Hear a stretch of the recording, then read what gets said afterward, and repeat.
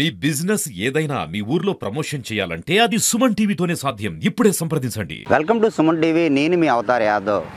అనకాపల్లి జిల్లాలో తెల్లవారుజామున ఘోర రోడ్డు ప్రమాదం అయితే చోటు చేసుకుంది.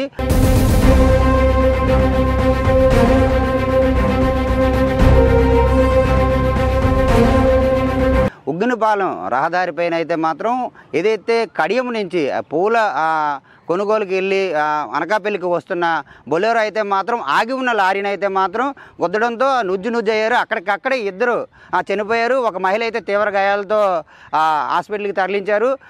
ఏదైతే మృతదేహాలు అయితే మాత్రం క్రేన్ సహాయంతో బయటకు తీసే పరిస్థితి కనబడుతుంది.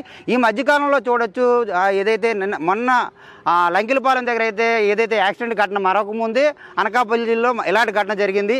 ఏదైతే రహదారిపైన అయితే మాత్రం వెళ్ళేటప్పుడు జాతీయ రహదారిపైన మాత్రం ఆగి ఉన్న లారీలు గుద్దుకోవడం కానీ, ఏదైనా వచ్చేటప్పుడు వెహికల్స్ కానీ చాలా ఇబ్బందికరమైన వాతావరణం అయితే మధ్యన మనం బాగా చూస్తున్నాం. ఏదైనా ఇలాంటి ప్రమాదాలు జరగకుండా మాత్రం ఎప్పటికప్పుడు చర్యలు తీసుకుంటున్నా సరే వచ్చే అది వెహికల్స్ అయితే మాత్రం పోయే వాళ్ళు మాత్రం చాలా దారుణంగా ఏదైతే నిద్రమత్తులో కానీ ఏదైనా ప్రమాదాలు ఎక్కువగా చోటు చేసుకునే పరిస్థితులు కనబడుతున్నాయి.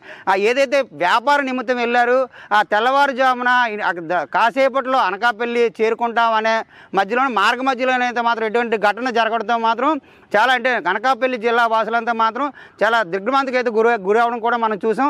ఇలాంటి ఘటనలు అయితే పునరావృతం కాకుండా ముందుగా కఠినమైన చర్యలు తీసుకోవాలి. ఎక్కడికక్కడ ఏదైతే చీకటిగా ఉన్న ప్రదేశాల్లో కానీ ఆ లారీలు ఎక్కడైనా పార్కింగ్ చేసే విధానం అయితే ఆ రోడ్డు దిగువన లారీలు పార్కింగ్ చేసుకుంటే ఎటువంటి వెళ్ళే వాళ్ళకి వచ్చే వాళ్ళకి ఎటువంటి ఇబ్బందులు లేకుండా ఉంటామని అందరూ కూడా అభిప్రాయపడుతున్న పరిస్థితులు కూడా కనబడుతున్నాయి. ఇటువంటి ఘటనలు అయితే మాత్రం పునరావృతం కాకుండా అందరితో పాటు మనం కూడా కోరుకుందాం.